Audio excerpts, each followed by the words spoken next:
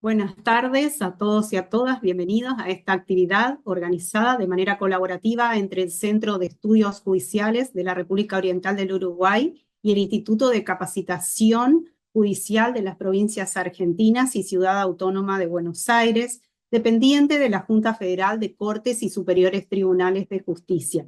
Esta actividad se realiza en el marco del abordaje del eje niñez y adolescencia que llevamos adelante integrando la Red Iberoamericana de Escuelas Judiciales, RIAE.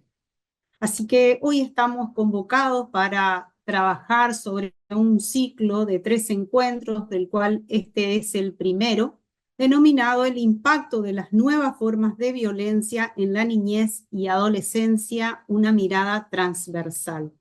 La propuesta consiste justamente en un ciclo donde bajo distintas miradas trataremos de brindar distintas herramientas a los operadores judiciales a la hora de la toma de decisiones. Por ello, en el primer ciclo, el abordaje será desde el punto de vista socioeconómico. Para presentar a las autoridades que hoy nos acompañan y nos dan la bienvenida y la apertura, voy a ceder la palabra a la secretaria académica que también me acompaña, la doctora Rosario Auger. Buenas tardes, le damos la palabra entonces a Laura Zunari, jueza penal del Uruguay, que integra la comisión directiva del Centro de Estudios Judiciales del Uruguay. Por favor, la escuchamos. ¿Está muteada todavía? Ay. Bien. Buenas tardes a todos y todos. Efectivamente, hoy me encuentro aquí representando al CEJU, ya que la doctora Verónica Scavone se encuentra en el exterior por compromisos académicos asumidos con anterioridad. En primer término, quiero agradecer a la RIAEG y a Reflejar, así como a todos los equipos que hacen posible estos encuentros tan necesarios y enriquecedores. Nos encontramos hoy aquí para reflexionar y dialogar sobre una realidad urgente y compleja. El contexto socioeconómico en el que crece un niño, niña o adolescente condiciona no solo sus posibilidades de desarrollo, sino también su vulnerabilidad ante diversas formas de violencia. Estas nuevas formas de violencia, como el acoso cibernético o aquellas relacionadas con el narcotráfico, el reclutamiento, la explotación con fines laborales o sexuales, se suman a aquellas que podríamos llamar formas de violencia tradicionales. Y estas nuevas modalidades a las que acabo de hacer referencia son algunas de las formas en las que se presenta la violencia hoy y especialmente en comunidades con recursos limitados. Estamos seguros que el abordaje transversal de esta temática nos ayudará a construir el camino hacia la equidad y la justicia, proporcionándonos herramientas para que nuestras respuestas o decisiones puedan estar informadas por una comprensión más profunda de los procesos o condiciones que generan estas nuevas formas de violencia. Bueno, muchas gracias. Muchas gracias. Ahora queremos darle la palabra a la directora de la Escuela Judicial del Reino de España y secretaria general de la Red Iberoamericana de Escuelas Judiciales, la doctora Clara Carulla Terricabras. Buenas tardes, muchas gracias por estar aquí, la escuchamos. Buenas tardes, muchas gracias, buenas tardes a todas y a todos. Es un honor para mí, en mi calidad de secretaria de la Red Iberoamericana de Escuelas Judiciales, darles la bienvenida a este primer encuentro del ciclo sobre impacto de las nuevas formas de violencia en la niñez y adolescencia, una mirada transversal. Querría también yo comenzar agradeciendo al Instituto Reflejar de las Provincias Argentinas y al Centro de Estudios Judiciales del Uruguay por esta valiosa iniciativa. Y también extiendo mi reconocimiento a nuestros distinguidos panelistas de hoy, el magistrado Jorge Jiménez Martín, la doctora Inés Fin y la Defensora Nacional de Niños, Niñas y Adolescentes de Argentina, Marisa Graham, así como a nuestra moderadora, la jueza María Raquel Gini. Enfrentar los desafíos que plantea la violencia en todas sus formas, especialmente en la niñez y adolescencia, exige un enfoque integral y colaborativo. Este ciclo de encuentros, que se distingue por ofrecer una mirada multidisciplinaria, es un espacio muy propicio para poder reflexionar, aprender y construir herramientas que fortalezcan nuestras decisiones judiciales con sensibilidad y profundidad. En este primer encuentro, que está, como han indicado antes, centrado en el encuadre socioeconómico, tenemos una oportunidad invaluable para comprender cómo las condiciones estructurales de nuestra sociedad impactan en la vida de los niños, niñas y adolescentes, muchas veces en formas que no advertimos desde una perspectiva puramente jurídica. Me gustaría aprovechar también este espacio para subrayar que esta actividad, aunque va destinada principalmente a magistrados, defensores públicos y fiscales especializados, está también abierta a todos los operadores judiciales interesados en la materia. Y con ello lo que se refleja es nuestra convicción de que el aprendizaje y la colaboración trascienden los límites de nuestras especialidades. Les deseo a todos una jornada de intercambio muy enriquecedor y les invito a que este espacio sea el inicio de un trabajo sostenido que nos permita abordar estos complejos desafíos con un sentido renovado de responsabilidad y compromiso hacia los derechos de la niñez y de la adolescencia. Muchísimas gracias. Muchísimas gracias. Vamos a escuchar ahora al vicepresidente primero de la Junta Directiva de Reflejar, el doctor Eduardo Yugdar. Lo escuchamos, doctor.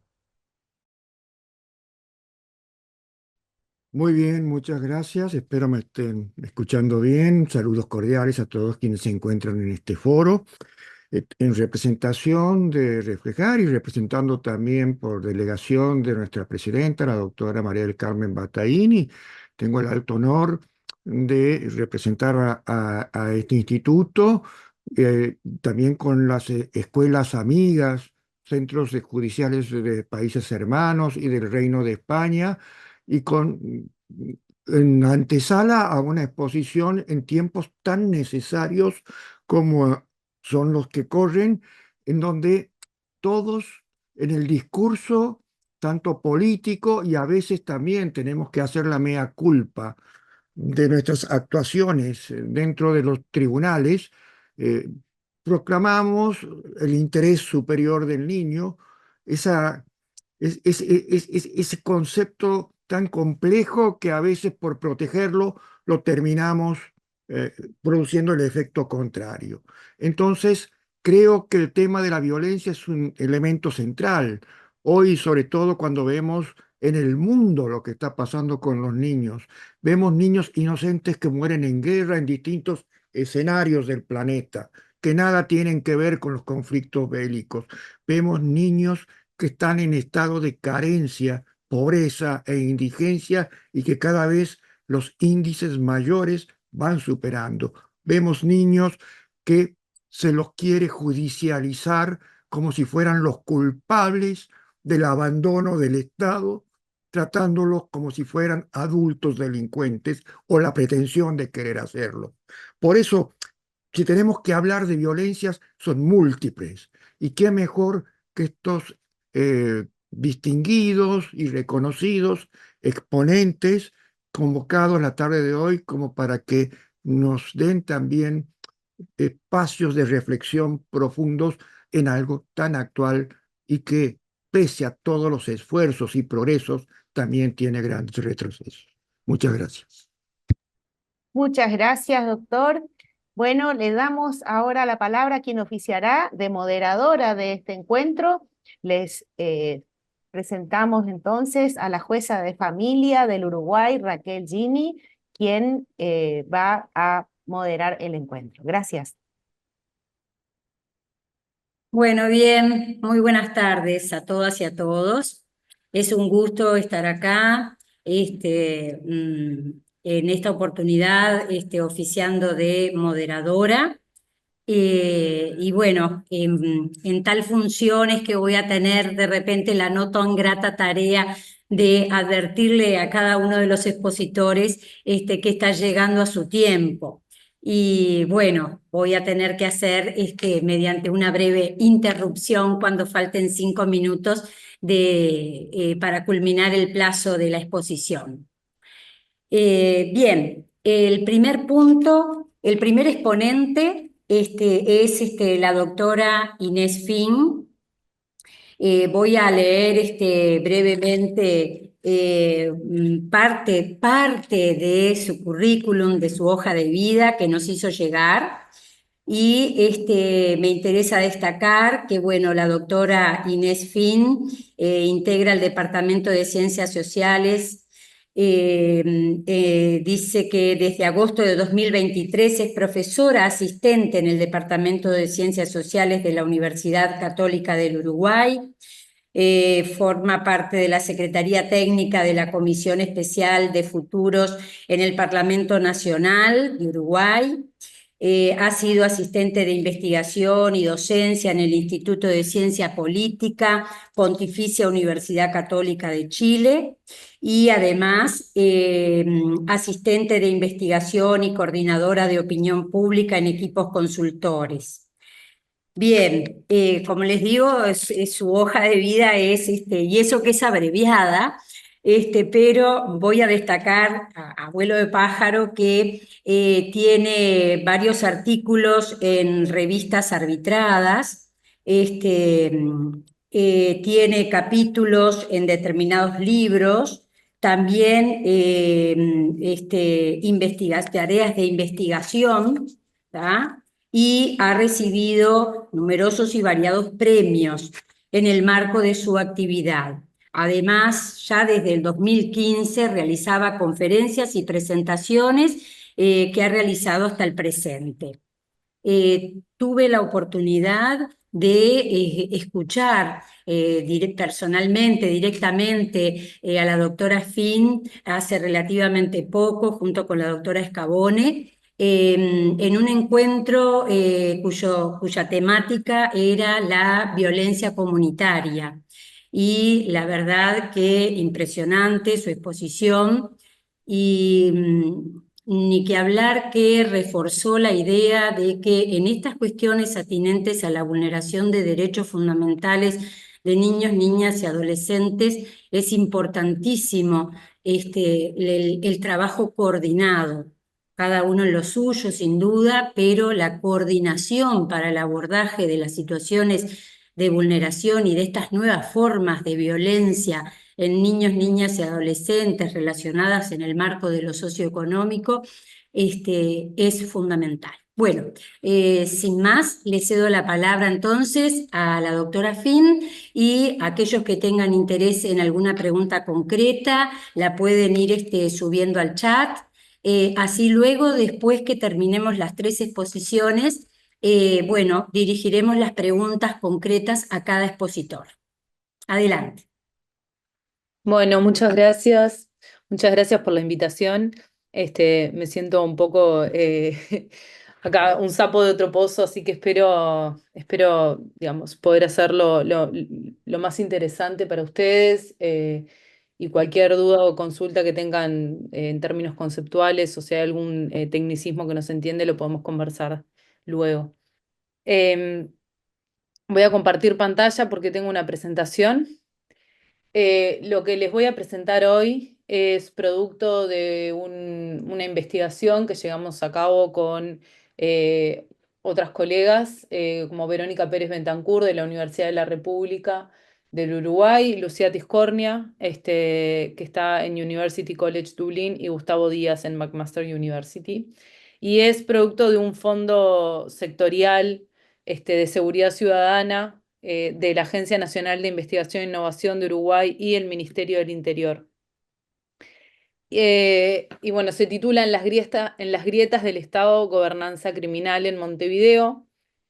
Es un proyecto que surge, digamos que la motivación del proyecto surge a partir de una constatación empírica, donde vemos en décadas recientes que en varios países de América Latina y del mundo, y sobre todo del sur global, comienza a observarse el fenómeno de organizaciones criminales que empiezan a tener control territorial e empiezan a vincularse tanto de manera violenta como no violenta con las comunidades donde operan. Estas imágenes que ven acá son de la prensa, pero imagino que todas y todos quienes están aquí presentes han tenido oportunidad de ver varios casos más allá de esto anecdótico que estoy trayendo, ¿no? Estos son casos como de México, Colombia, Brasil, pero también Sudáfrica. Y la particularidad que tienen estas imágenes que muestro, ¿no? Es que en realidad estudios tempranos, perdón, sobre todo desde la ciencia política, han intentado explicar por qué se da este fenómeno, ¿no? Por qué hay grupos criminales que logran establecer control territorial y, digamos, contestar de alguna manera el monopolio de la violencia física del Estado y la presencia del Estado en el territorio. Y estos estudios tempranos se centran, ¿no? Al intentar explicar este fenómeno, se centran principalmente en la ausencia o en la debilidad del Estado, como una variable explicativa central. Y un poco digamos, las teorías estas lo que dicen es que allí donde el Estado falla, donde el Estado es débil, donde el Estado no tiene la capacidad de hacer cumplir la ley, es allí donde estas organizaciones tienen el espacio para empezar a ejercer cierta gobernanza y cierto control en estos territorios. Sin embargo, hay evidencia empírica más reciente que muestra que en realidad este fenómeno de la gobernanza criminal empieza a ocurrir en contextos donde en realidad la presencia del Estado en el territorio y su capacidad es comparativamente más alta, ¿cierto? No estamos hablando de espacios donde el Estado está sistemáticamente ausente o no tiene la capacidad sistemática de hacer cumplir la ley o que no está completamente cooptado por el crimen organizado. Y estos son casos ¿no? cercanos a lo que es la región, el Cono Sur en particular. Vemos que empiezan a aparecer este tipo de fenómenos en Uruguay, que, digamos, en términos comparados, en términos relativos con el resto de los países de la región, tiene una capacidad y una presencia del Estado muy extendida. También aparecen en Chile, aparecen en Argentina.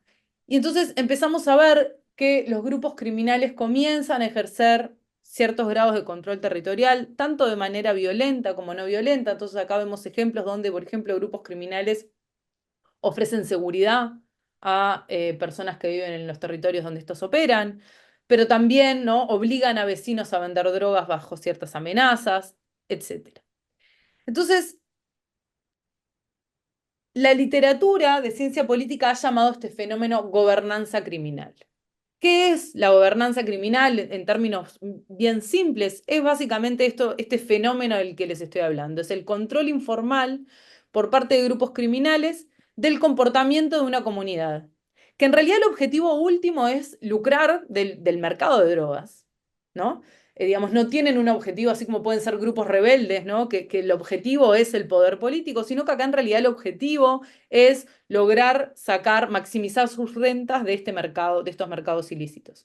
Y para eso necesitan controlar el territorio donde operan. Entonces, la gobernanza criminal viene a ser como una externalidad negativa en realidad, pero que empieza a extenderse y digamos, a ocurrir en todos los países de la región.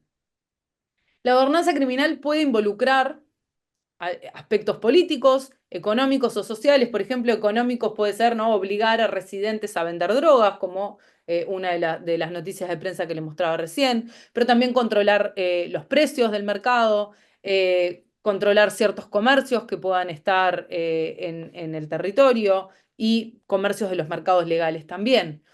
Puede involucrar aspectos sociales, como por ejemplo controlar el movimiento en ciertas comunidades o, bueno, en niveles más extremos, desapariciones de líderes sociales, ataques activistas, y puede involucrar también aspectos políticos que, digamos, en su máxima expresión, esto sería asesinatos o ataques a líderes políticos, que sabemos que esto ha sucedido en varios países de la región, ¿no? como México, por ejemplo, Colombia. Pero también puede, digamos, afectar aspectos políticos no tan extremos como pueden ser influenciar el voto o tener candidatos, ¿no? grupos criminales que candidatean algunos de sus miembros para cargos sobre todo locales. Bien, entonces puede abarcar distintas esferas, no tiene por qué abarcar todas, puede abarcar algunas de estas esferas, de control sobre estas esferas. ¿Cuáles son las manifestaciones observables de este fenómeno? Bueno, son estas herramientas de carácter violento o no violento para ejercer control sobre alguna o todas de estas esferas. Entonces, Las herramientas de carácter violento pueden estar dadas a través de amenazas, extorsión, asesinatos, y las herramientas de carácter no violento pueden ser, por ejemplo, pagos de servicios, ¿no? Buscando lealtad, puede ser ofrecer préstamos, puede ser incluso en algunos casos ofrecer trabajo, ¿no? Que puede ser trabajo para, sobre todo, jóvenes que residen en estos territorios, ¿no? Que puedan trabajar en estos grupos criminales, pero también trabajos asociados a otras actividades ilegales de estos grupos, que pueden ser como, por ejemplo, no sé, en fachadas, comercios fachadas, ¿no? Cuando digo comercios fachadas son, por ejemplo, comercios que tienen por detrás una boca de venta de drogas o para almacenar armas o drogas. Bien, entonces esto es lo que nos dice, ¿no? Cómo la literatura, cómo la teoría intenta describir este fenómeno que empezamos a observar empíricamente en los países de la región. ¿Qué nos dice la literatura sobre por qué emerge este fenómeno? Como les decía anteriormente, la literatura se enfoca principalmente en casos como Brasil, Colombia, México, donde tenemos niveles de violencia muy, muy extremos, muy, muy elevados, y una baja presencia del Estado en el territorio. Es decir, que el Estado no está presente de manera sistemática en el territorio y que tiene debilidad para ejercer la ley.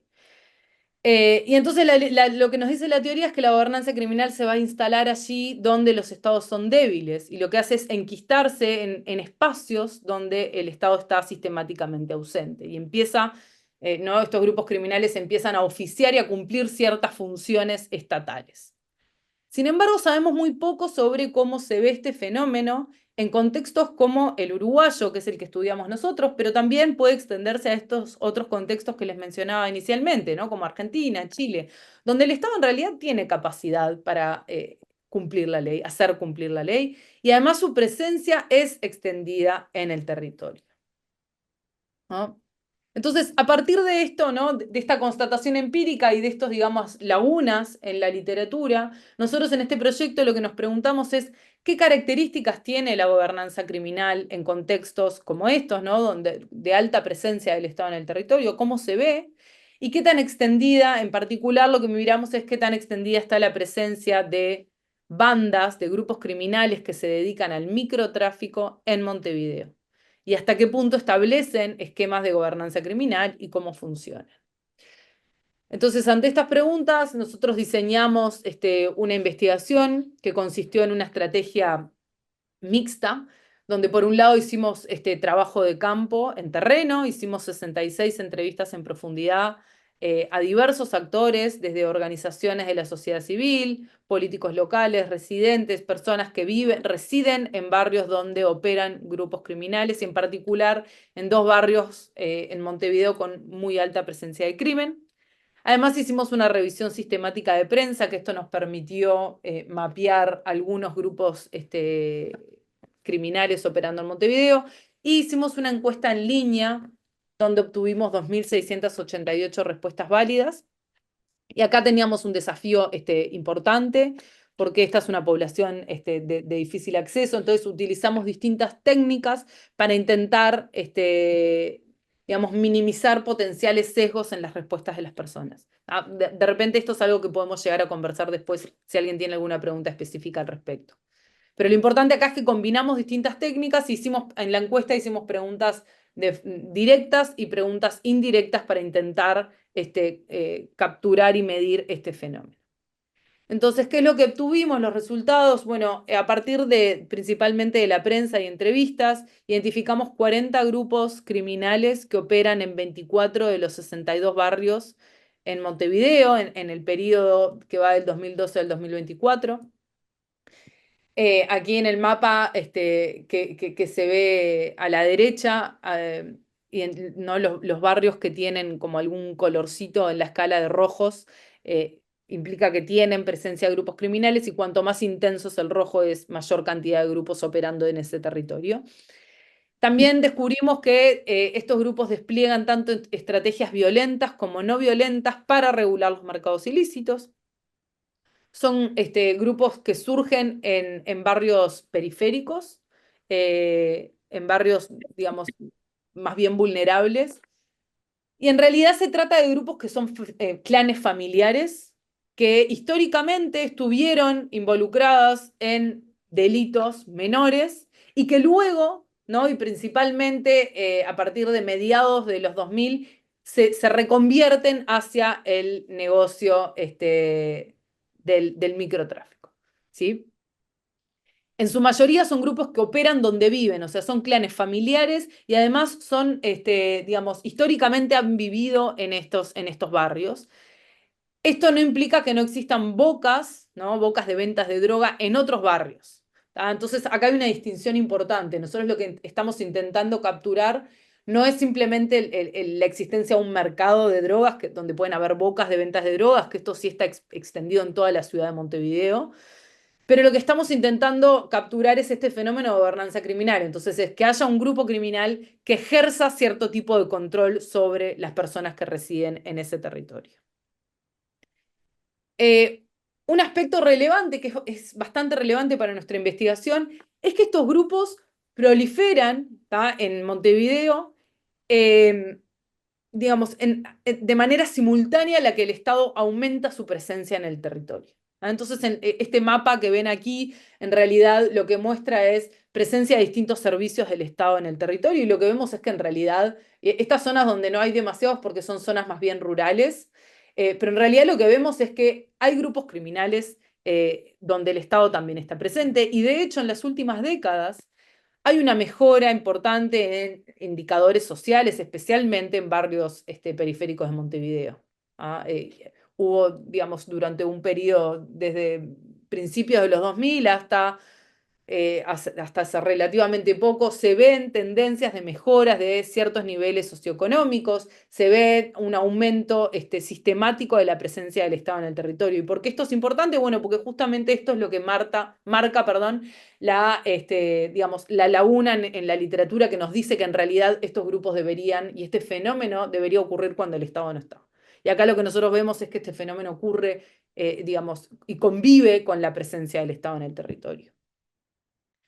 Bien, entonces les comenté que además de nuestro trabajo más bien cualitativo y en campo, hicimos una encuesta y que combinamos distintas técnicas para intentar capturar este fenómeno. Y entonces aquí se ve una pregunta directa que hicimos: ¿hasta qué punto diría que hay presencia de bandas de narcotráfico en su barrio? Algo importante es que no lo mencioné anteriormente porque me olvidé, pero es que este es el primer estudio sistemático sobre este fenómeno en Montevideo. Entonces nosotros no teníamos información sobre presencia de bandas. Entonces esta es una pregunta que nos permitía más o menos entender la extensión digamos, del crimen organizado en la ciudad. Luego de esa pregunta directa le preguntamos si durante los últimos 3 meses en el barrio vio a miembros de bandas hacer distintas actividades que nosotros habíamos identificado a través de nuestro trabajo de campo cualitativo, a través de las entrevistas. Entonces les preguntamos distintas actividades, digamos, herramientas de control territorial, como por ejemplo desalojar a vecinos de sus casas, amenazar a vecinos, hacer donaciones en el barrio y ofrecer trabajo a la gente del barrio. Entonces, como ven, preguntamos tanto por digamos, herramientas violentas como no violentas de control. Y luego también preguntamos de manera indirecta, y esto es utilizando técnicas que vienen sobre todo de epidemiología, que lo que intentan es llegar a poblaciones, lo que se les llama poblaciones ocultas, que son poblaciones que por distintos motivos son difíciles de acceder. Y lo que se hace es preguntarle de manera indirecta: ¿cuántas personas conoce usted? ¿Conoce y que lo conocen a usted? Y se le hace una serie de preguntas. Y entre toda esa serie de preguntas aparece, por ejemplo, que haya sido amenazado por un grupo criminal, ¿no? Entonces, la idea es que la persona, digamos, no tenga que responder directamente si, digamos, hay una banda que está ejerciendo este tipo de acciones, pero sí intentar llegar a la proximidad con el fenómeno a través de estas preguntas indirectas. Entonces, un poco los resultados que obtuvimos: en primer lugar, hay un 60% aproximadamente de las personas que respondieron a nuestra encuesta que manifiesta que en su barrio hay presencia de bandas de narcotráfico, ¿okay? Y esto está expandido en los distintos barrios de Montevideo. Una cosa importante es que acá preguntábamos por presencia de bandas, la distinción que yo hice anteriormente, que no todo, digamos, que haya presencia, por ejemplo, de bocas de venta de drogas, no necesariamente implica que exista control territorial, no lo logramos capturar con esta pregunta. ¿Sí? Esto era como una primera pregunta para acercarnos al fenómeno. Luego sí, a las personas que nos respondían que había mucha o algo de presencia de bandas en su barrio, ahí sí íbamos hacia las preguntas de control territorial para intentar captar el fenómeno de gobernanza criminal. Y entonces aquí lo que ven ustedes es el resultado de las preguntas tanto directas como indirectas, ¿sí? Digamos, las pelotitas más negras, más oscuras, son las respuestas a las preguntas directas y las más claras a las indirectas. Y básicamente, ahí acá abajo, digamos, tienen las distintas estrategias que les nombré anteriormente, ¿no? Amenazas, desalojo, que hace una donación o que ofrece trabajo, y esta es la proporción de respondentes que dicen que sí, digamos, han visto a bandas hacer alguna de estas acciones. Entonces, ¿qué nos dice este gráfico? Bueno, en primer lugar, que hay una proporción relevante de personas encuestadas que dice que en su barrio hay cierto nivel de control territorial a través de distintas estrategias, ¿no? Entonces, eso es un primer resultado relevante.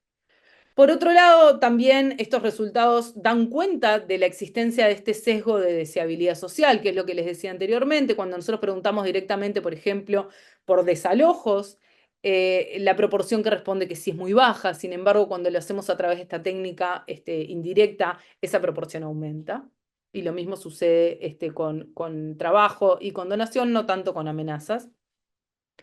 Y por otro lado, otra conclusión, digamos, bastante relevante es que estos grupos emplean herramientas tanto violentas como no violentas de control territorial. Y de hecho, ¿perdón? A ver, sigo. Continúa. Y de hecho hay una proporción bastante importante de nuestros respondentes que dice, digamos, que es mayor la proporción de encuestados que manifiesta acciones no violentas por parte de estos grupos. Y este fue un hallazgo bastante llamativo, porque si nosotros nos guiamos por lo que dice la prensa, ¿no? O por lo que dicen algunos entrevistados que no están tan cercanos a este fenómeno, ¿no? Digamos, la primera connotación de la operativa de estos grupos criminales en territorio es que operan de manera muy violenta y que se comportan de manera violenta con los residentes de estos barrios. Y sin embargo, nosotros encontramos, y esto también lo encontramos en las entrevistas, que esto no siempre es así. Y no siempre las personas que residen en estos territorios tienen una opinión negativa con respecto a cómo se comportan estos grupos criminales. Bien. Por otro lado, nosotros, como yo les dije inicialmente, el fenómeno de la gobernanza criminal puede abarcar distintas esferas, ¿no? Puede abarcar, además del control, digamos, de los mercados, digamos, de la esfera más bien económica, puede abarcar esferas sociales y políticas, ¿no? Se puede ir más allá de solamente controlar el mercado de drogas. Y entonces nosotros preguntamos,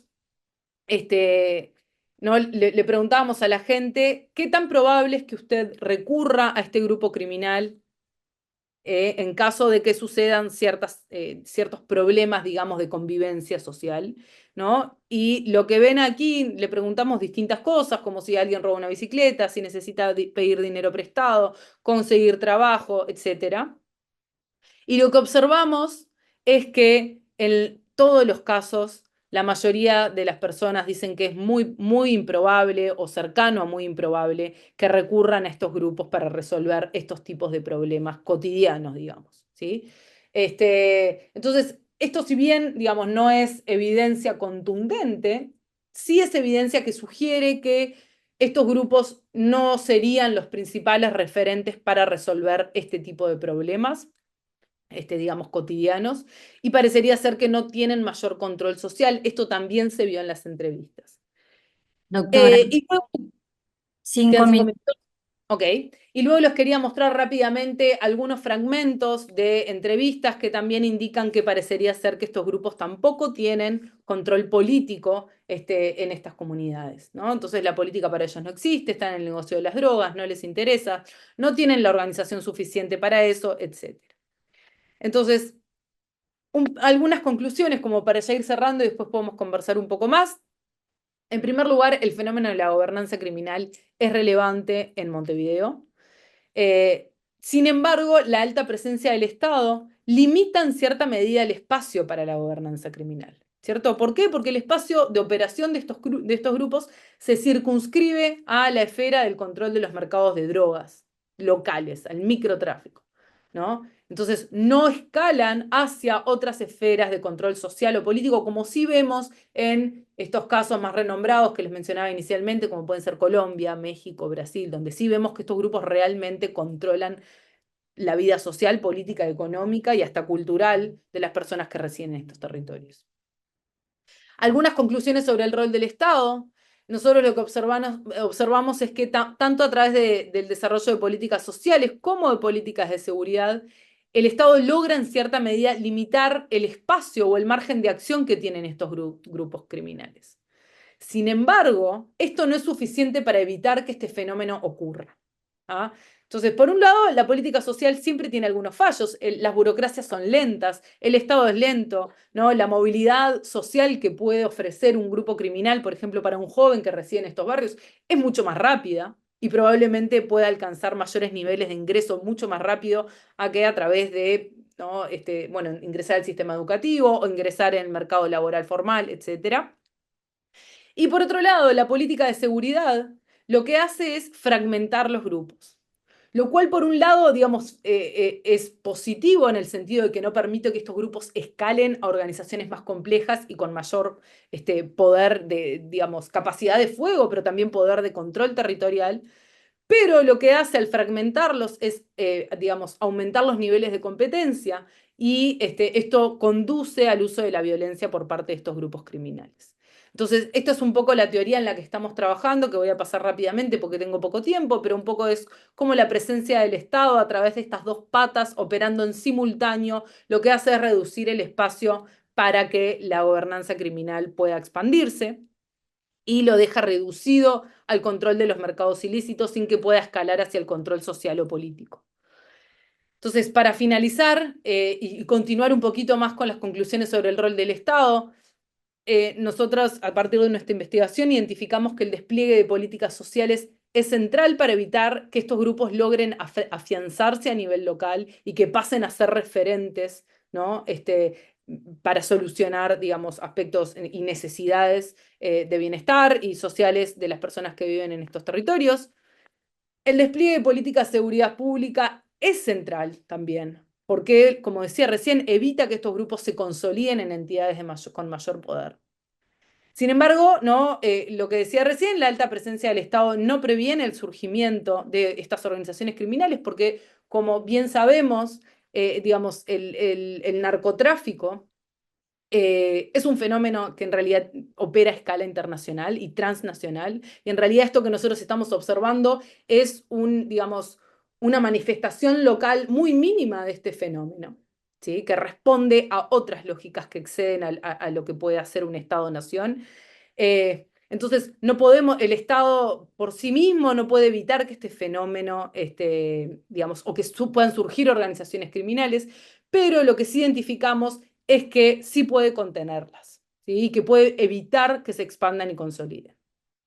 Esto es muy relevante, sobre todo en un contexto en el que cuando pensamos en políticas de seguridad, ¿no? Últimamente hay una visión muy pesimista con respecto a las posibilidades de accionar sobre el avance del narcotráfico y el control territorial de estos grupos criminales.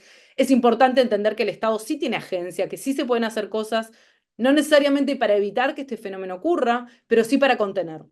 ¿Sí? Y en gran medida esto tiene, digamos, consecuencias importantes para la vida de las personas.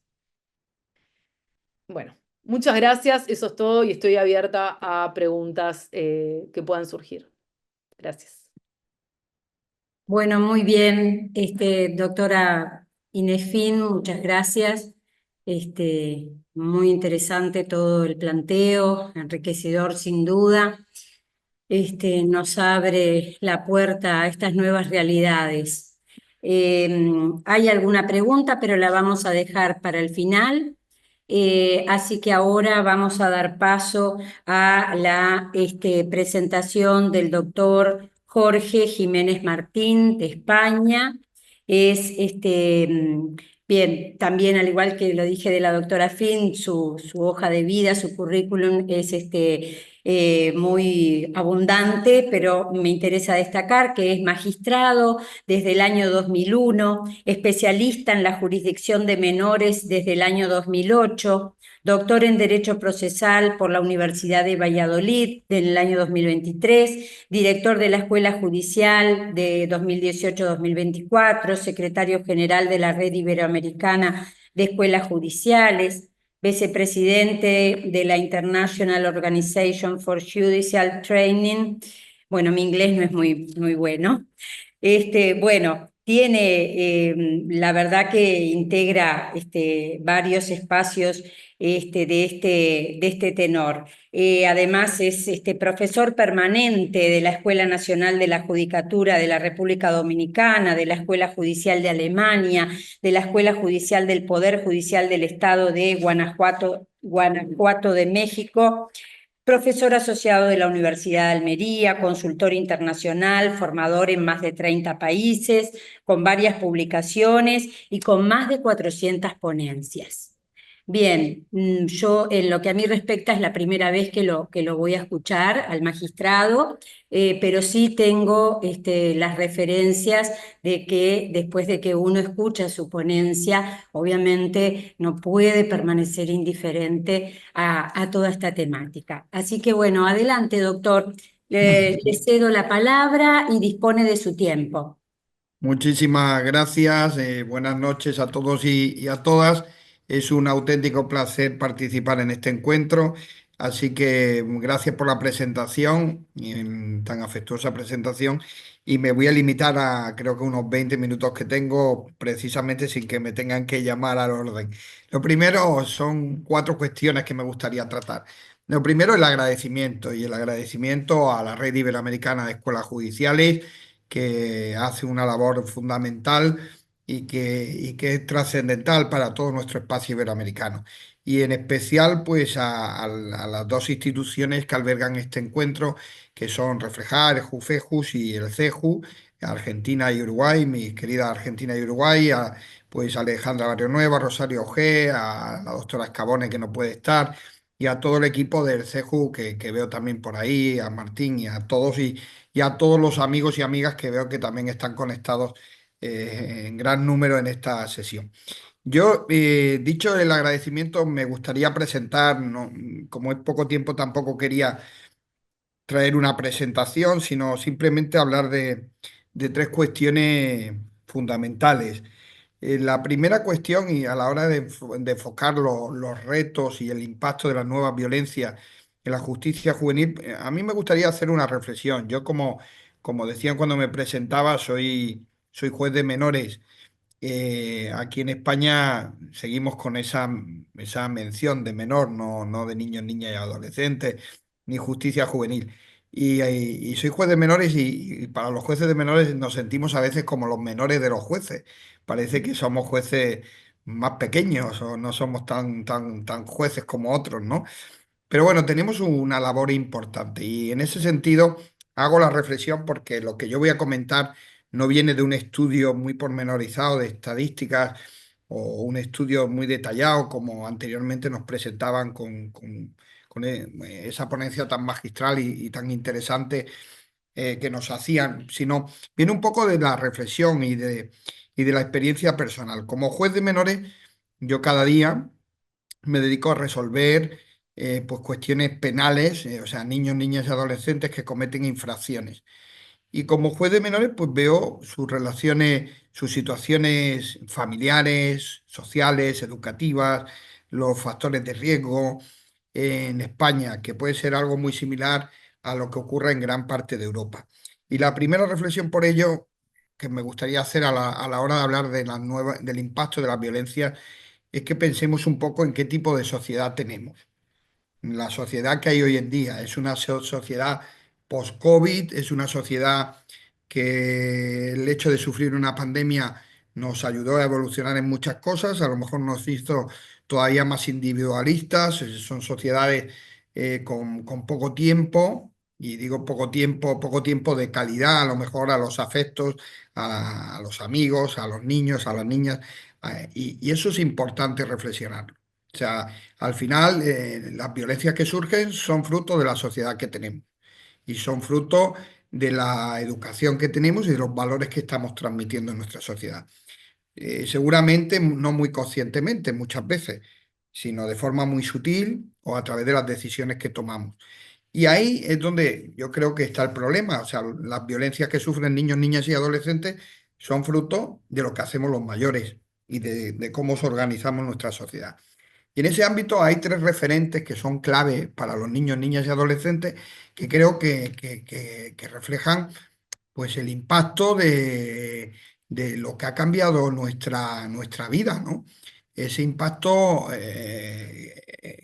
que ha tenido nuestro mundo y creo que el primer factor o el primer elemento fundamental es la familia. O sea, hemos cambiado nuestro modelo de familia.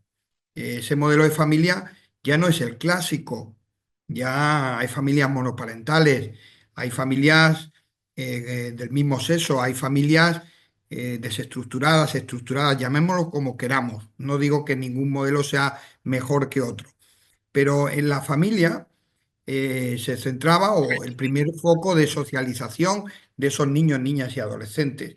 Entonces, en esa familia hay un dato que es fundamental cuando uno ve a los chicos y chicas que vienen a la delincuencia juvenil y es un cierto abandono de la familia. Estamos en una sociedad de tiempo donde consumimos todo nuestro tiempo, pues a lo mejor en querer llegar muy lejos en nuestro trabajo o en trabajos que nos absorben tanto y al final tenemos hijos y hijas y los tenemos abandonados. A lo mejor no abandonados literalmente, a lo mejor sí, pero abandonados en actividades, en un sinfín de actividades, actividades más útiles, menos útiles, o por qué no, en herramientas digitales, en los celulares, en las máquinas de videojuegos, sin tener ningún tipo de control con los videojuegos que se utilizan, la violencia que hay en esos videojuegos, sin tener ningún tipo de elemento educativo, ¿no? Recientemente en un encuentro con algunos jueces de menores discutíamos sobre cuál es la edad adecuada para tener un móvil, dados los elementos que se introducen a través del móvil y del acceso libre a todo lo que hay en la red. Y eso es bastante preocupante, ¿no? Decíamos que lo mismo la edad de responsabilidad penal, los 14 años. Pero bueno, la familia es un elemento fundamental, no hay tiempo, no se educa, se abandona. Hay otro elemento que también es muy fundamental y es la escuela. Y ahí tenemos que mirar a cómo ha cambiado la escuela en este tiempo. O sea, cómo han cambiado nuestros planes de estudio, cómo hemos pasado a lo mejor de época en la que, bueno, el acceso a la educación, todo el mundo tiene que estudiar.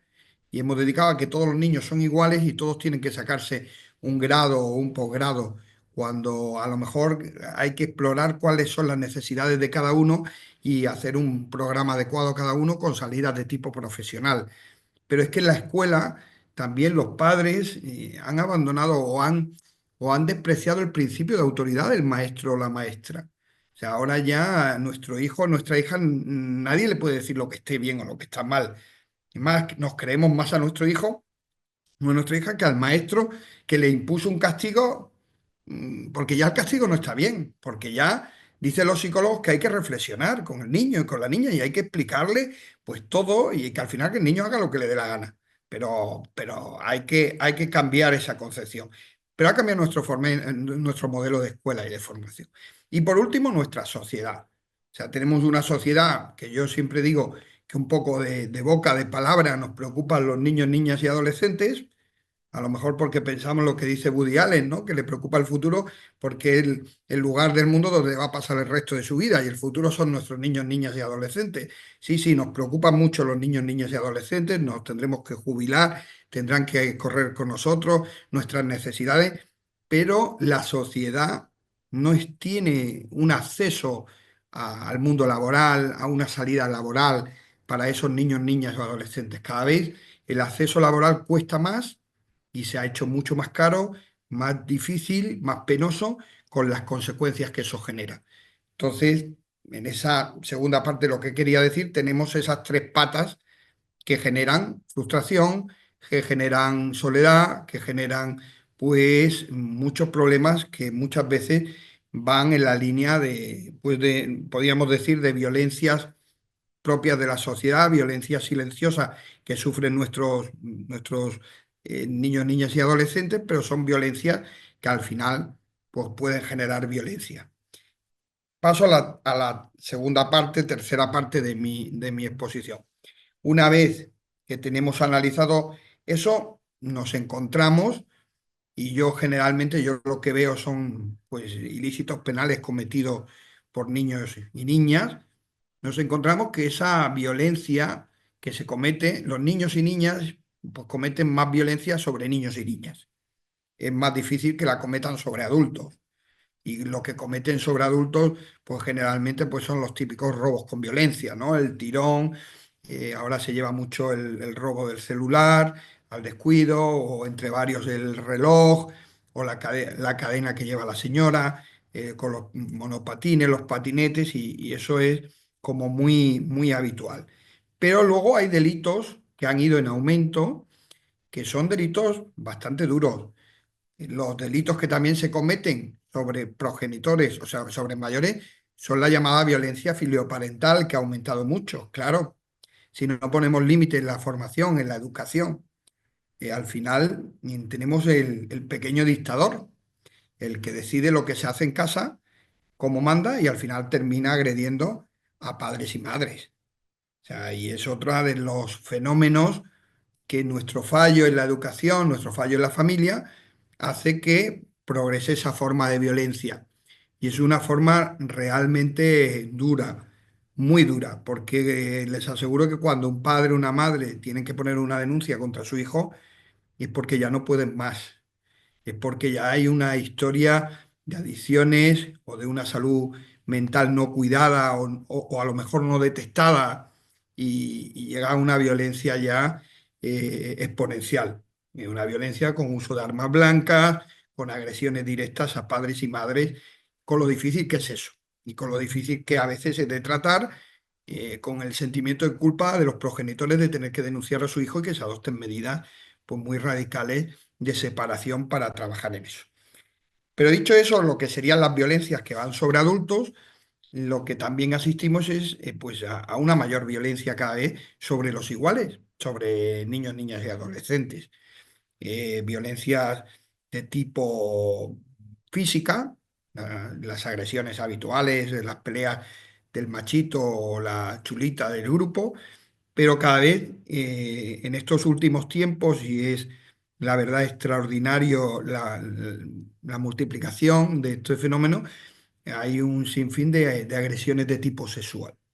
O sea, ahora las agresiones sexuales pues son gran parte de nuestro trabajo. Y claro, ¿qué hay detrás de esas agresiones sexuales? Pues primero, y vuelvo a lo que decía antes, hay una falta de educación sexual. Los padres, las madres, las escuelas no están afrontando de una forma, yo creo, temprana y de una forma adecuada la educación sexual.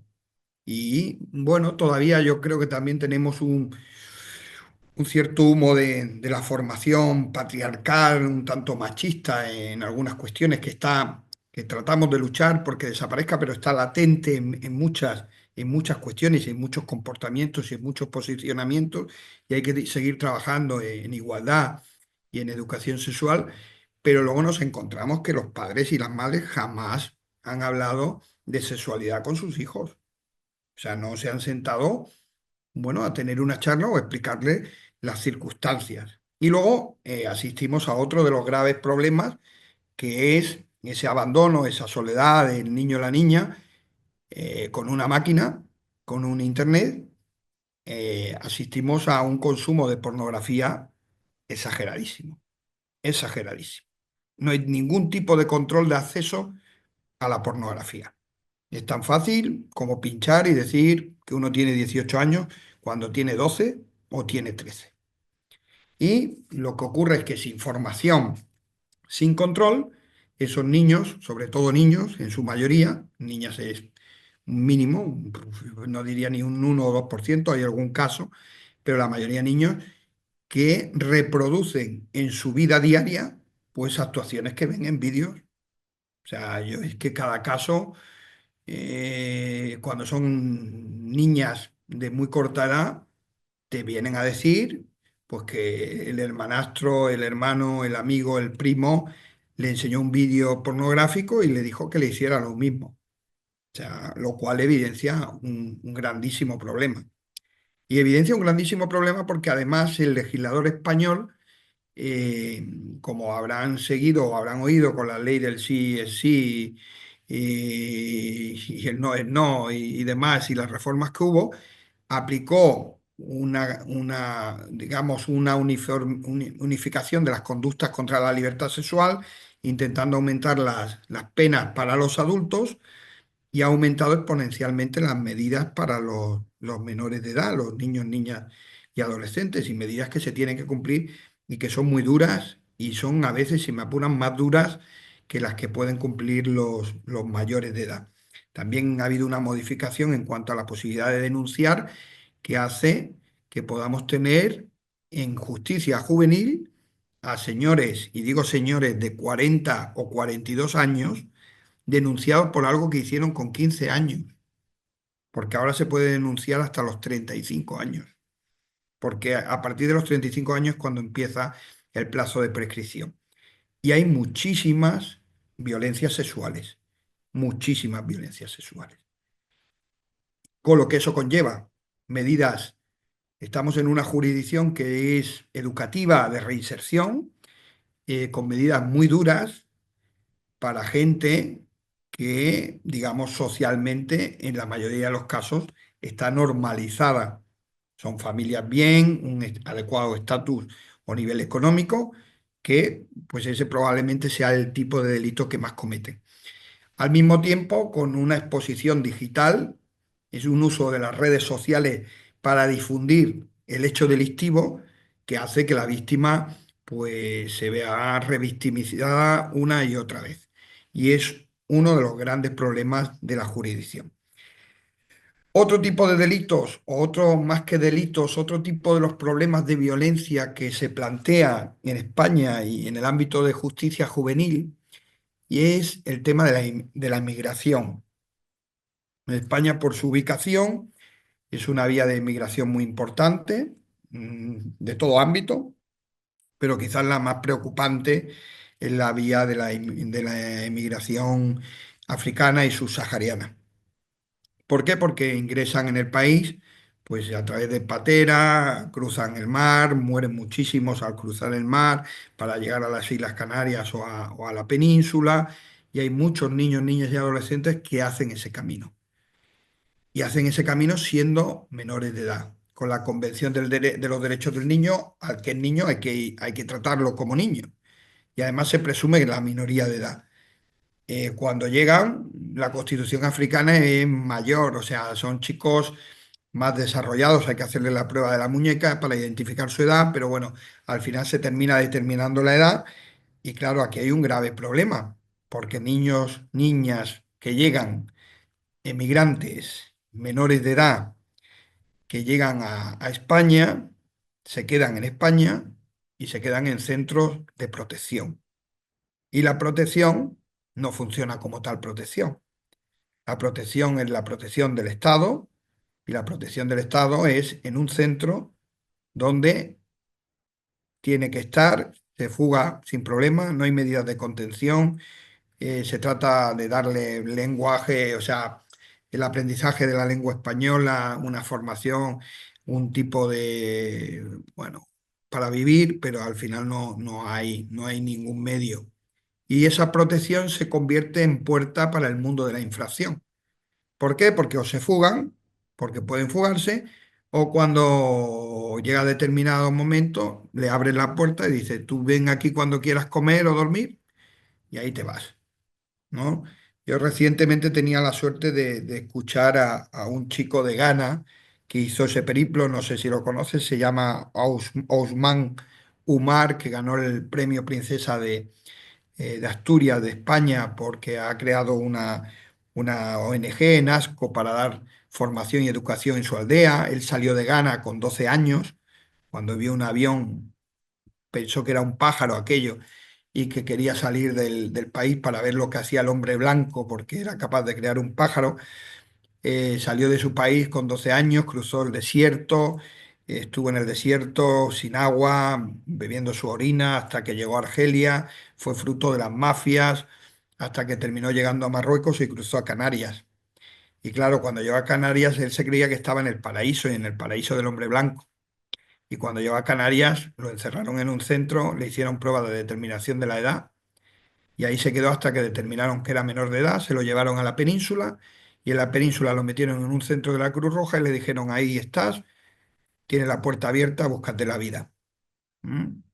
Y claro, lo que decía era, si no tengo nada que llevarme a la boca, si estoy en una gran ciudad y no tengo a nadie, no entiendo la lengua, no entiendo qué hago aquí, pues al final es normal pues que ese tipo de violencia genere también violencia. Y con eso me quiero referir a que también tenemos un gran número, no tan elevado como dicen determinados grupos políticos o asociaciones, un gran grupo de niños, niñas, sobre todo niños más que niñas, adolescentes que son infractores que vienen de procesos de migración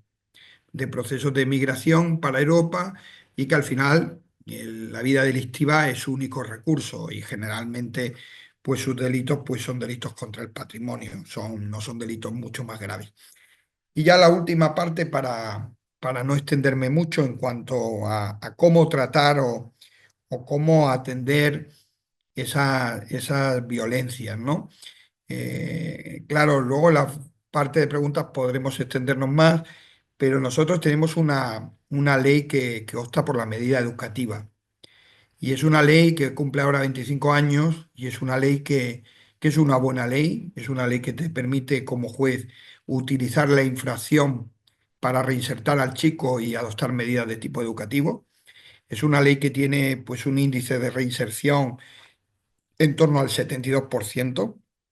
Y es una ley que te da momentos de mucha satisfacción personal cuando, por ejemplo, un chico que ha hecho un proceso de llegada a España, emigrante que ha cruzado en una patera y que ha cometido un robo con violencia y tienes que adoptar una medida de internamiento en un centro en régimen cerrado, en principio para la contención, ves cómo en unos meses aprende el español, aprende un oficio, termina de encauzarse, se modifica la medida hacia una libertad vigilada con componente educativo y al final que termina quedándose en España, integrado en España, conociendo la lengua, conociendo la cultura y con un trabajo y con sus papeles en regla.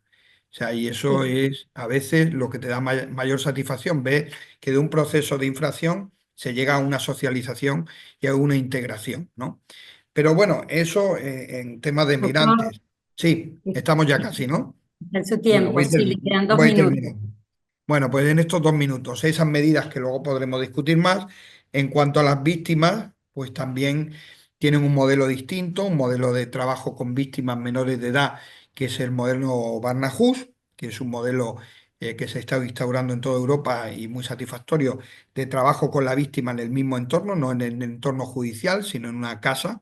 Barnahus es una palabra escandinava que dice todo bajo el mismo techo y en ese techo pues están los médicos, el psicólogo, todos los expertos y a la víctima se le trata de forma integral. Y por último, decir que en cuanto a la violencia que se produce sobre la infancia y la adolescencia, pues también España se aprobó la llamada LOPIBI, que es la ley orgánica integral de protección de la infancia y de la adolescencia contra la violencia. Y veo por ahí a mi querido magistrado colega, el magistrado Toro Peña, que me hizo llegar también un trabajo que ha hecho al respecto, que es muy, muy interesante en cuanto que crea una especialidad específica la jurisdicción para aquella de adolescencia e infancia, para trabajar a aquellos que han sido víctimas de delitos y sobre todo víctimas de delitos de adultos, todo lo que son trata, agresiones sexuales y todos los delitos que son cometidos por adultos en contra de los niños y también, bueno, también los niños infractores. Pero bueno, ya en el turno de preguntas, si a alguien le interesa, podré extenderme mucho más. Y esa era un poco la visión que quería compartir. Muchas gracias. Bien, así, muchas gracias, doctor. Bueno, la verdad que imponente la presentación, todos los puntos que abarca y todo lo que nos deja reflexionando. Bien, ahora, como él bien dijo, después vamos a dar lugar a una serie de preguntas que ya están surgiendo, pero vamos a dar paso a la última expositora, que es la doctora Marisa Graham de Argentina. La tenemos, ahí está. Bien, Marisa Graham es abogada especialista en Derecho de Familia, profesora adjunta de grado y posgrado en Derecho de Familia y de Niños de la Facultad de Derecho de la Universidad de Buenos Aires, profesora de posgrado de la Facultad de Ciencias Sociales de la misma universidad, directora de la Diplomatura de Posgrado en Derechos de la Niñez y Adolescencia en Contextos Sociales, Políticos y Culturales. Fue secretaria de la Comisión de Tratados de Derechos Humanos y de Integración de la Convención Constituyente, de la integración de la Convencional Constituyente del año 1994. Ocupó varios cargos relacionados con la materia en la provincia de Buenos Aires, Ciudad Autónoma de Buenos Aires y la Nación. Actualmente es la defensora de los derechos de las niñas, niños y adolescentes.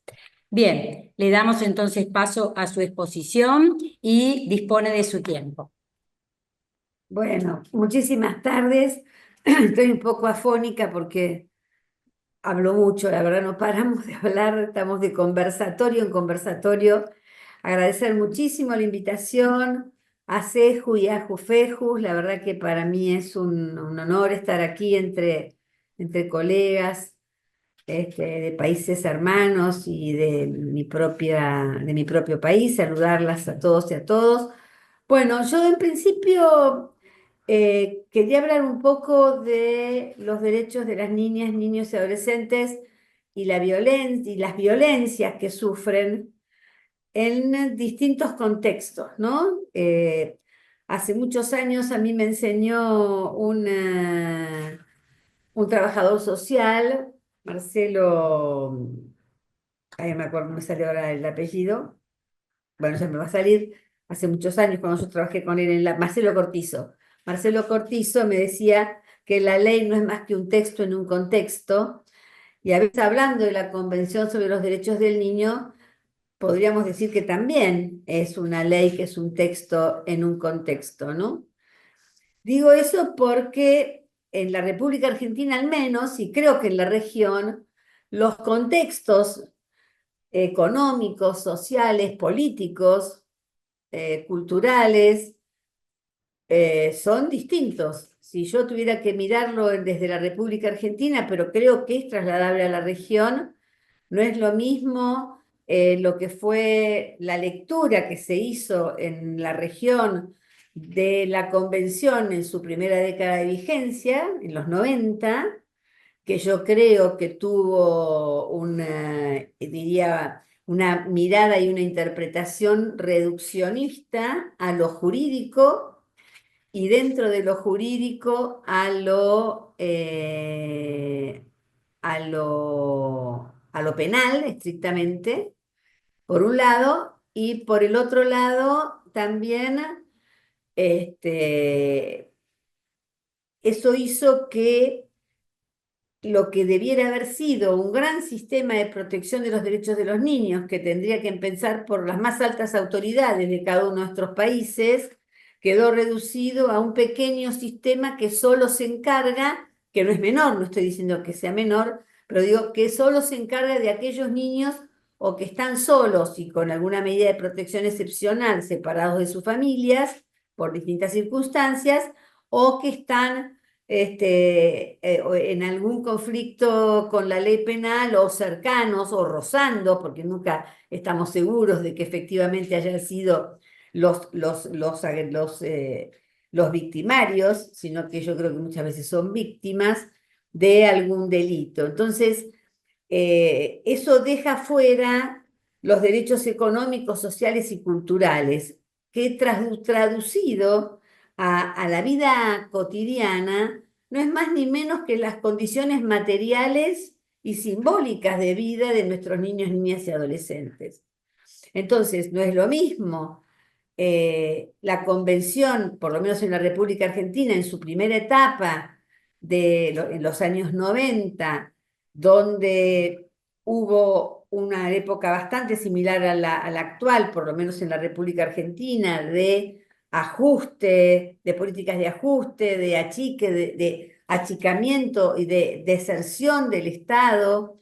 Expresamente esto digo, no lo califico, digo que es eso, y lo cual implica que la justicia, que es ni más ni menos que acceder a una vida digna, no se vea reflejada en la vida cotidiana que viven nuestras niñas y niños, chicas y chicos. Otra cosa fue en su segunda época en la República Argentina, en su segunda década de aplicación, donde no solo salió la 26.061, la ley que de alguna manera traduce o adecua nuestra normativa, no toda lamentablemente, pero nuestra Nortos Corpus Iuris a la Convención sobre los Derechos del Niño, sino que además salen una cantidad de leyes que nosotros podían llamar ya hace algunos años las 26.000, que fueron leyes de ampliación de derechos, de reconocimiento de derechos, etcétera, de personas con discapacidad, de adultos mayores, matrimonio igualitario, identidad de género, educación sexual integral, es decir, una cantidad de ampliación de derechos para distintos grupos vulnerabilizados de la sociedad. Y ahora, en esta tercera década de la aplicación de la convención, alargada en estos 5 años, donde volvemos a un poco estar más similar a la situación que vivíamos en los 90, que es de políticas de ajuste, ¿no? Yo no sé cómo pasar el PowerPoint. Lo paso yo, sí. Yo siempre digo que nosotros miramos mucho y nos sostenemos mucho las observaciones del Comité de los Derechos del Niño, creemos que son el gran referente, comité, y miramos mucho la observación general número 12, que es la de los derechos de los niños a ser oídos, mucho la observación general número 24, que tiene que ver con los chicos en conflicto con la ley penal, que nosotros tuvimos que salir ahora mucho a debatir y a poner sobre la mesa esa observación tan importante, la 24, por el tema de proyectos que vuelven a pretender bajar en la República Argentina la edad de punibilidad, la observación general número 26 de cambio climático y medio ambiente y el impacto que tiene en la vida de los niños, pero nos olvidamos un poco de la observación general número 5, que es muy clara, que no lo digo yo, no lo dice la Defensoría, no lo dice ni la JUFEJUS ni el CEJUS, sino que lo dice el propio comité, que habla de que las políticas económicas, está acá en el PowerPoint, no son nunca neutrales en la vida de los niños o en sus consecuencias sobre los derechos del niño, y expresa el comité en aquel momento su profunda preocupación por los frecuentes efectos negativos que tienen sobre los niños los programas de ajuste estructural y la transición a una economía de mercado. Y dice además que las obligaciones contraídas por el artículo 4 de la Convención, recordamos, ¿no? El artículo 4 que habla hasta del máximo de los recursos que dispongan los Estados parte, y otras disposiciones de la Convención exigen una rigurosa vigilancia de los efectos que tienen estos cambios y el ajuste de las políticas para proteger los derechos económicos, sociales y culturales del niño. Hoy agregaríamos también derechos ambientales. Hoy estamos de nuevo frente a un escenario de vaciamiento, de financiamiento de políticas públicas destinadas a niños, niñas y adolescentes, en aras de disminuir el gasto, en medio de políticas de ajuste que no son solo violatorias de los derechos humanos, sino que también van en contra de la Constitución de la República Argentina, que le da rango constitucional a los tratados en el artículo 75, inciso 22. Quería yo poner el marco en el cual estamos hablando de las nuevas violencias. Muy interesante, yo escuché la primera intervención en relación a que cuando estamos en un momento peor que en los 90, porque cuando el Estado deserta es suplido por las bandas, las grandes bandas de delito internacional, como puede ser el narcotráfico, que suplen además porque algunas tareas que debiera cumplir o políticas o prestaciones positivas, dicho más correctamente, que debiera cumplir el Estado, por un lado, y por el otro lado también escuché al doctor en relación, que me precedió en el uso de la palabra, en relación a cómo las familias se ven deterioradas también, porque la pobreza extrema, las nuevas tecnologías, la escuela, es decir, hay una cantidad de factores que hacen que las sociedades no estén acompañando como corresponde los derechos de niñas, niños y adolescentes. El drama que estamos viviendo hoy, por ejemplo, de las apuestas en línea, sobre todo de las y los adolescentes, es un problema muy grave en la República Argentina. Y ahora, hace poco acaba de salir una resolución que le permitiría a los chicos a partir de los 13 años de edad poder actuar en la bolsa, digamos, ¿no? Entonces, vulgarmente en la Argentina lo llamamos la timba financiera. Entonces, no solo pueden apostar en línea, sino que también pueden estar ahora en las grandes ligas a partir de los 13 años, cuando todavía son niños para la convención habla de niños, nosotros dividimos en niños y adolescentes, pero la convención habla de niños, y eso no deja de tener un impacto en las violencias contra los niños y las niñas en todas sus manifestaciones, ¿no? Desde una crianza sin violencia hasta niños, niñas y adolescentes que son víctimas de violencias más graves a las cuales me estoy quedando afónica, perdón, a las cuales yo me quiero referir hoy en el tiempo que tengo. Nosotros tenemos una oficina de violencia doméstica de la Corte Suprema de Justicia de la Nación, que solo tiene números de la capital federal. Atención, esto es muy importante porque por los números son acá pequeños, aunque son 2.802, ¿no? Me parece muchísimo, pero piensen que nosotros tenemos, según el último censo del 2022, 12.200.000 chicos y chicas, más o menos, nenas y nenes, es decir, personas por debajo de los 17 años, de los 18 años, y ahí dice 8 de cada 10 niños y adolescentes tienen afectado su vínculo filial con las personas denunciadas. 8 de cada 10 tiene un vínculo filial. El 68% de sus agresores son sus padres y el 32% sus madres. Que entre las niñas, niños y adolescentes, las mujeres son más afectadas, en 2.802 casos. El 76% tiene un vínculo filial con las personas denunciadas nuevamente, y ese tipo de vínculo aumenta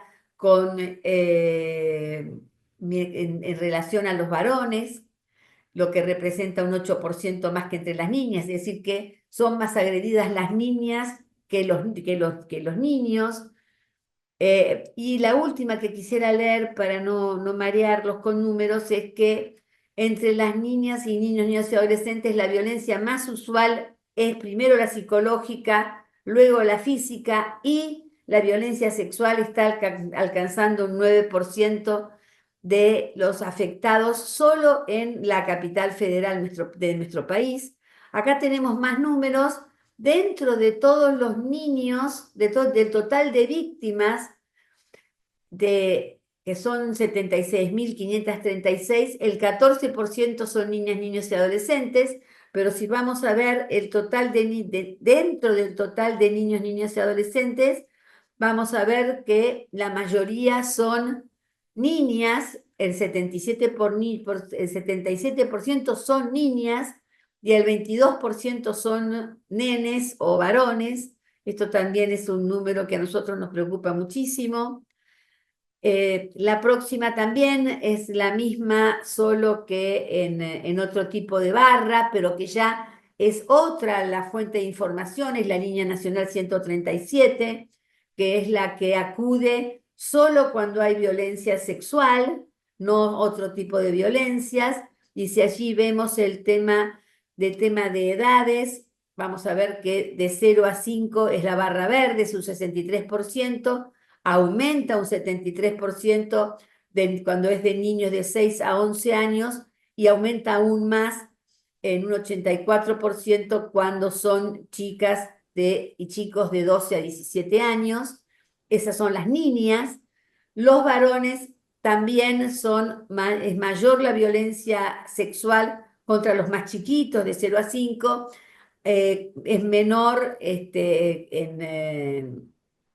cuando son de varones. Fíjense cómo cambia la relación de 6 a 11, y mucho menor cuando son varones más grandes, por lo cual se abusa más de las jovencitas y menos de los jovencitos, y ahí hay una relación inversamente proporcional que también habla de un tipo de sociedad que tiene que ver con qué tipo de feminidades y de masculinidades le estamos transmitiendo el mundo adulto, sea el público o el privado, a nuestros niños y niñas. El vínculo de la víctima con el agresor es realmente preocupante, que el 60% sea la familia, que la violencia sexual, es decir, el abuso sexual sea infantil, sea en su mayor número intrafamiliar, y que la mayoría de los casos sea el propio padre biológico, y luego esté en segundo término el padrastro, el tío, el abuelo y el hermano.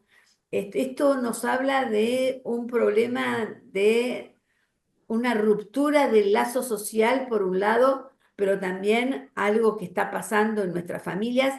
Y además quiero decir algo que me parece no menor: esta problemática atraviesa todas las clases sociales, es decir, que ese mito de que en las clases más desfavorecidas o más empobrecidas hay mayor violencia sexual no es verdad, porque por un tema y hasta incluso les diría por un tema de acceso a la justicia, ¿no?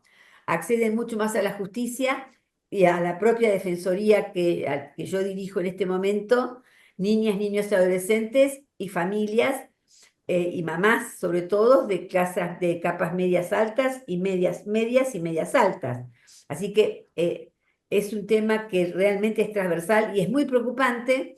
Pero el año pasado o el anteaño yo tuve oportunidad de reunirme con nuestros pares, defensores de los derechos de los niños de la Unión Europea, y cuando yo fui a hablar de este 60% tan alarmante, nuestro par francés me dijo, bueno, aquí en Francia es mucho más elevado ese porcentaje. Por lo cual estamos hablando que no sé qué pasa en Oriente, no conozco, por lo cual no puedo hablar de eso, pero sí puedo decir que en el Occidente el tema del abuso sexual intrafamiliar, y que además tiene que ver con vínculos no solo por afinidad, sino por consanguinidad, realmente es algo muy preocupante, que nos está hablando de que algo hemos hecho mal en estos últimos 30 años, a partir de la sanción de la Convención, 35 años, o no llegamos a hacer del todo bien. Este dato también es interesante porque es un dato que trabajamos con chicos, y a la pregunta de si en tu escuela, en la secundaria, qué temas trabajaron en lo que se llama la educación sexual integral en la República Argentina, que algunos sectores también de nuestro país están tratando de desarticular o de desarmar. Fíjense que para los chicos, esta es la respuesta de chicas y chicos, la segunda línea habla de lo que sufren, lo que llevan los chicos a la ESI, que fue el tema de discriminación, violencia, acoso, abuso, maltrato, explotación sexual y trata. Fue el segundo tema más tratado por los chicos. El primero, el uso responsable de las redes sociales y la prevención del ciberacoso, que tiene que ver con lo que se habló recién. El embarazo en la adolescencia, que por suerte en la República Argentina ha bajado bastante, entre otros, pero el segundo más importante sigue siendo el tema de la relación sexual, o los vínculos o las vulneraciones en la vida sexual de nuestras niñas, niños y adolescentes. También tenemos otro dato que a nosotros nos parece que es y que tiene que ver con lo que se hablaba antes o lo que se traduce en datos.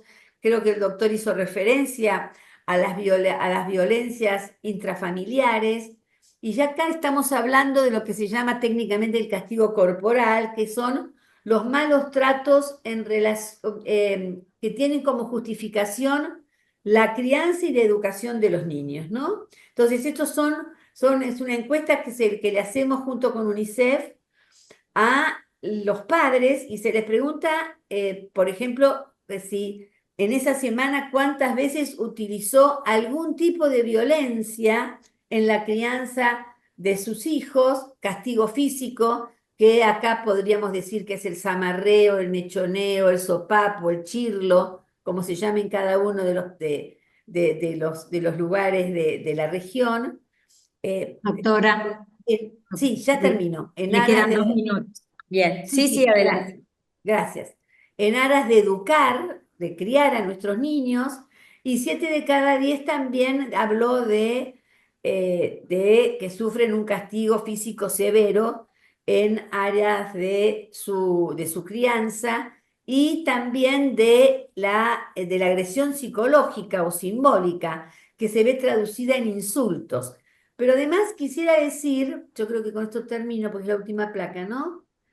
Bueno, esto ya no tengo tiempo, lamentablemente, pero quiero terminar diciendo que este tipo de violencias a nosotros, ¿podemos sacar el PowerPoint, por favor?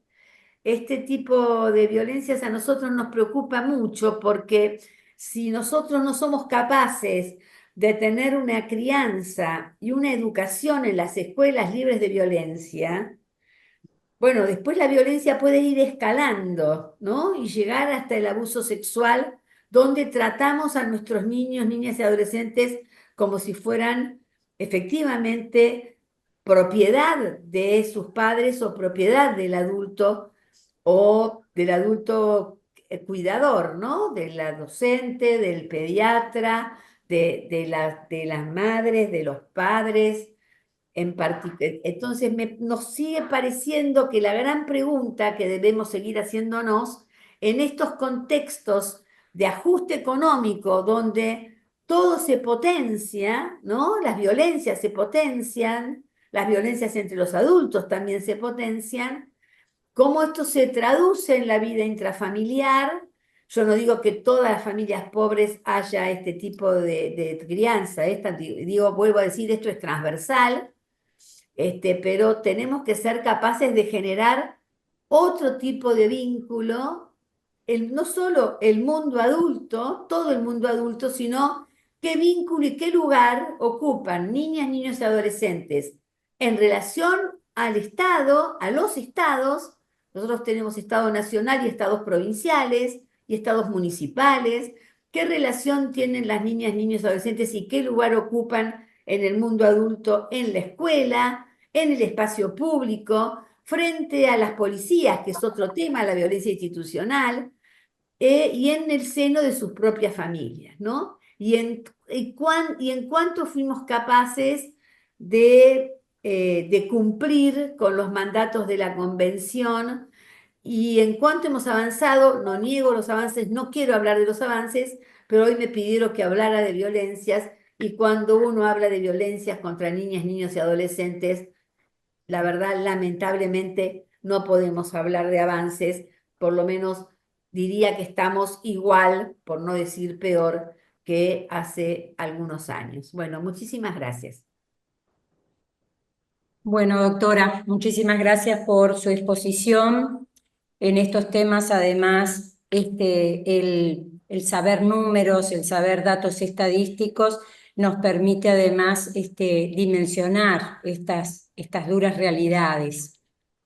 Bien, si bien, digamos, la hora ha pasado y la idea era que esto no superara, este encuentro no superara más de 2 horas, me gustaría hacer concretamente alguna pregunta que ha surgido en el chat, otras que he recibido, y lo voy a hacer en el mismo orden de las exposiciones. En relación para la doctora Finn, la pregunta es, frente a estas realidades estas gobernanzas criminales que se van imponiendo, eh, ¿cómo lograr o dónde reforzar la mirada la mirada o el abordaje para que niños, niñas y adolescentes inmersos en esas realidades estructurales logren cortar esa visión de la vida, tengan otra visión de cómo enfrentar la vida? Digamos, quizá tiene un corte filosófico la pregunta, pero bueno, llevada a su terreno, doctora, ¿dónde habría que reforzar la mirada o el abordaje para tratar de cortar eso, evitar los clanes familiares, bueno, todo lo que usted habló? Bueno, muchas gracias por la pregunta y muchas gracias a los expositores que vinieron luego de mi exposición. Muy interesante, el doctor Jiménez y la doctora Graham. Eh, es una, es una excelente pregunta para la cual obviamente no tengo una respuesta, porque no tenemos una respuesta contundente. Como dije durante mi exposición, en particular los jóvenes y cada vez de más temprana edad son muy vulnerables a la operativa de estos grupos, no solo por la violencia que implica su accionar, eh, pero sobre todo porque, digamos, es muy atractivo, ¿no? Pasan a ser modelos de referencia para estos jóvenes de lo que yo decía como movilidad social, ¿no? Como es un rápido mecanismo de movilidad social en términos económicos, pero también en términos culturales, ¿no? Pasan realmente como a ser referentes culturales y modelos a seguir. Em, y esto lo vemos en todos los países de la región. No hay una respuesta clara, digamos, yo diría que a partir de nuestra investigación lo que sí observamos es que el accionar del Estado, principalmente a través de políticas sociales, políticas de bienestar, que van desde bueno, la oferta educativa en el territorio, ¿no? Digamos, de relativamente fácil acceso para personas que viven en estos territorios, es fundamental, al menos para contener, como yo decía, el accionar de estos grupos y que su control no vaya más allá de los mercados, digamos, el control de los mercados. Sin embargo, esto no exime que de nuevo, ¿no? Que estos grupos, digamos, que los miembros de estos grupos pasen a ser referentes y que se instale esta como narcocultura. Y es un problema que, digamos, no, para el cual realmente no, perdón por esta respuesta tan pesimista, pero no hay una solución aparente, ¿no? En el caso que yo, digamos, conozco con profundidad, que es el caso uruguayo, estamos en un estadio en el que, ¿no? El Estado ha logrado contener este fenómeno digamos, pero porque históricamente ha estado en el territorio. Pero tenemos muchos casos en muchos países latinoamericanos donde el Estado ya llega tarde, ¿no? Entonces, la historia también ahí es otra, intentar como desentrañar estas lógicas de referencia, estas lógicas que ya están tan ancladas, es muy complicado. No, realmente no tengo una respuesta, disculpen.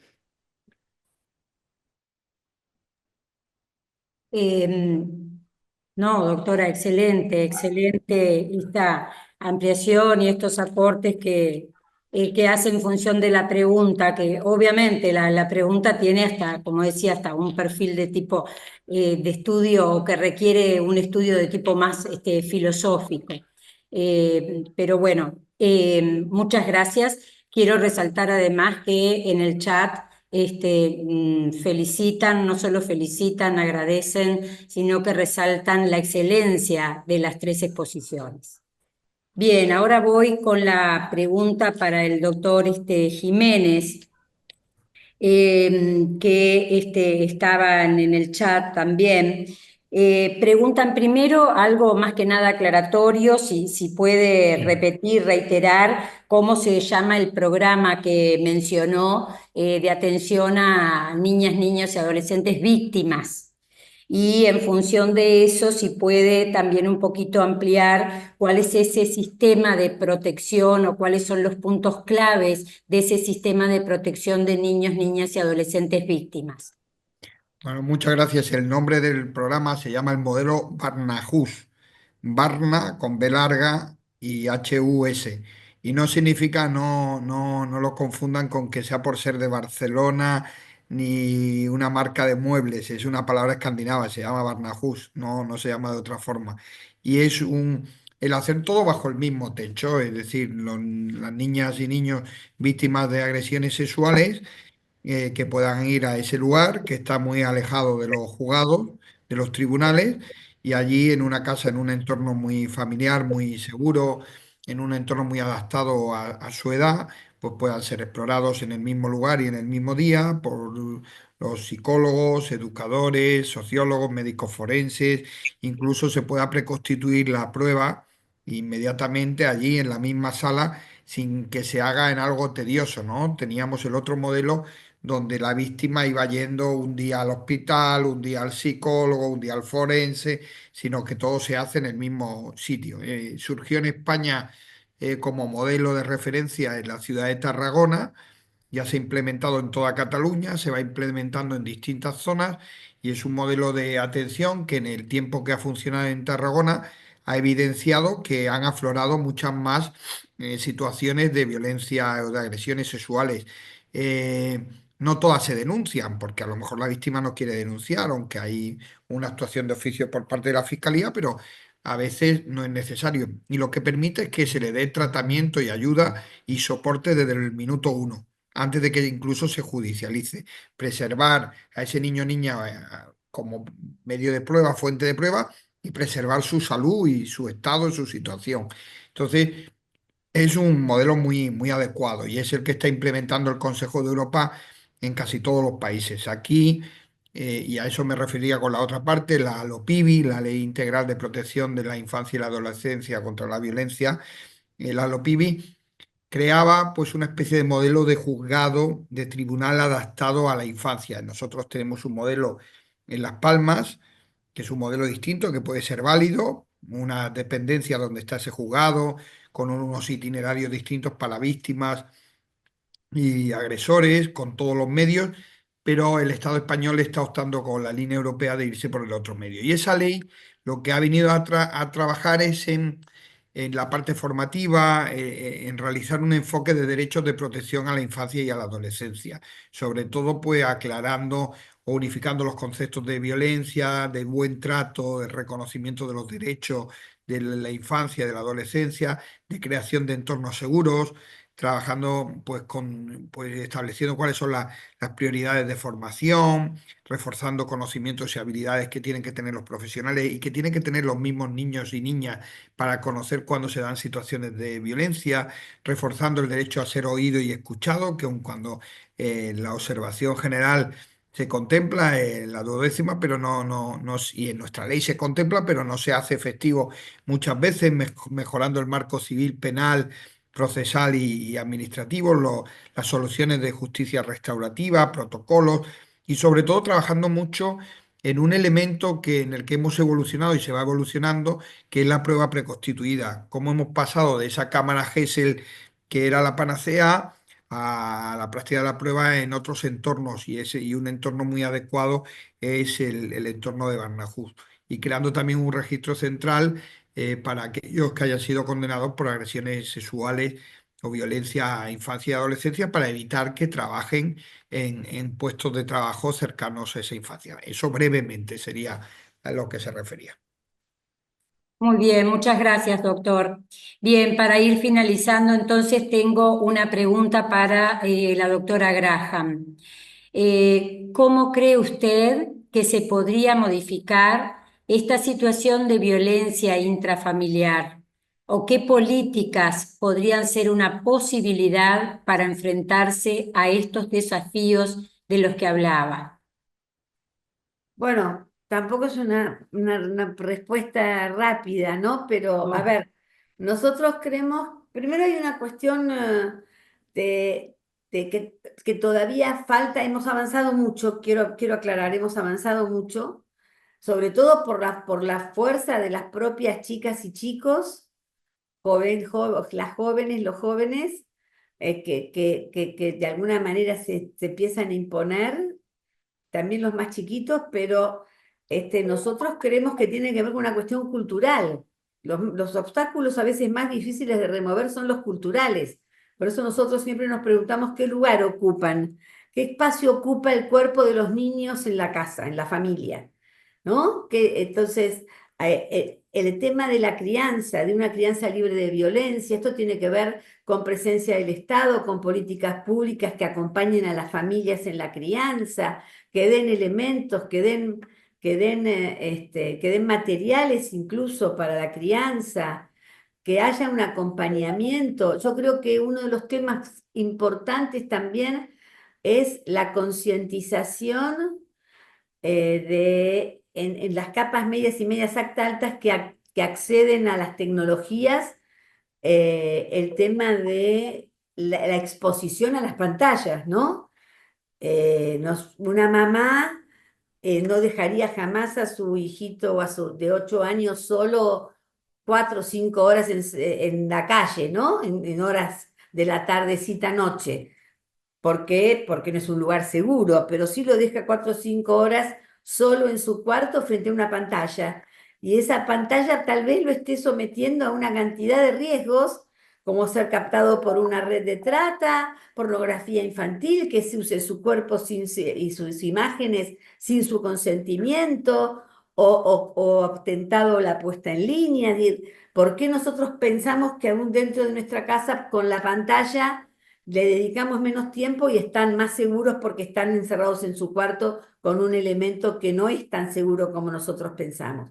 Yo creo que tiene que haber una revolución cultural todavía donde las y los adultos le dejemos espacio y que aquello que no nos permite, con eso termino, y aquello y esto hay que grabárselo, creo yo, lo venimos diciendo hace muchos años, aquello que no nos permitimos hacer con el cuerpo de otro adulto, tampoco debemos permitírnoslo hacer con el cuerpo de una niña o un niño, aunque sean nuestros propios hijos, ¿no? Acá en algunas de nuestras provincias se llaman los permitidos, y lo pongo en un ejemplo para terminar. Si yo llego tarde a una cita con una amiga que me está esperando y yo llego media hora tarde, esa amiga seguramente a mí no me recibe con un sopapo. Si a veces nuestros hijos llegan tarde a nuestra casa, los míos no, porque ya son adultos, ya no viven más conmigo, pero cuando los niños llegan a sus casas y a veces llegan fuera del horario establecido o que acordaron con mamá o papá, se los recibe con un sopapo, cosa que hacemos con el cuerpo de nuestras hijas y de nuestros niños, de nuestros alumnos, de nuestros estudiantes, que no nos permitimos hacer con el cuerpo de los adultos. Me parece que eso es algo que hay que trabajar con campañas de sensibilización y seguir trabajando con que nuestros niñas y niños conozcan cuáles son nuestros propios derechos y ellos mismos puedan decir con mi cuerpo no. Bien, doctora, muchas gracias. Hay otra pregunta. Doctora Graham, ¿considera que el gobierno de turno con su política llevó a desfinanciar la perspectiva de género ante la derogación del Ministerio de la Mujer? ¿Cree que eso va a influir en los juzgados de familia donde se demanda una mayor sensibilidad? No lo digo Lo digo para no caer en el absurdo de que la ley no es más que un texto en un contexto.